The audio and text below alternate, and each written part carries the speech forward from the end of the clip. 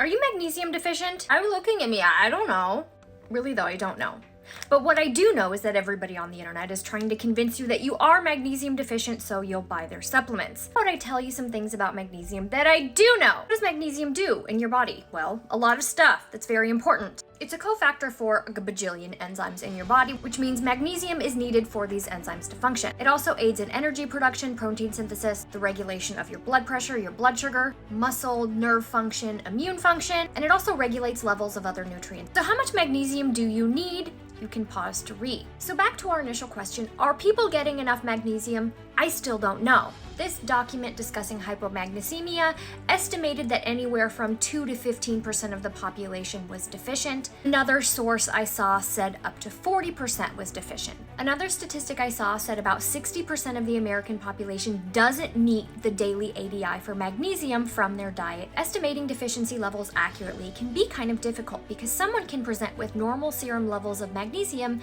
but still be deficient. There are things that can cause a primary magnesium deficiency, so basically causing a person to consume less magnesium. And this can be found in eating disorders, patients who are on TPN, advanced stage cancer, GI conditions, if someone has IBS, Crohn's, colitis, if someone is currently doing a low FODMAP diet or just getting off of a low FODMAP diet, type 2 diabetics, if someone has kidney problems, long-term alcohol abuse, and the elderly. Studies have shown that postmenopausal women who have osteoporosis often have low magnesium levels. There are also things that can cause secondary hypomagnesemia, so basically the magnesium being depleted due to another condition, like celiac disease, pancreatitis, acute or chronic diarrhea, bypass surgery, some genetic disorders, and medications.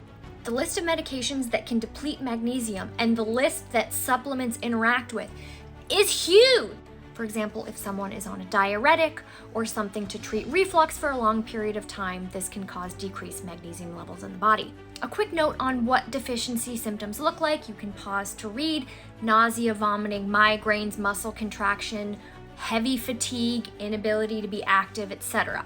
And remember that magnesium is a water-soluble vitamin, so it is not stored. So before you go ham on the supplements, talk to your doctor about what medications you are taking and pause to read to take a peek for the upper limit for supplementation. And here's a list of some magnesium-containing foods. Remember, you're aiming around 300 to 400 milligrams per day. And hitting that just from food could potentially be pretty tough depending on what your diet looks like. If you're feeling like your diet doesn't really contain any of these foods, you may pick one or two off the list and try to add a little bit of them in. So are you deficient? I still don't know. Should you take a supplement? I don't know that either, but we'll talk about that next. Okay, bye.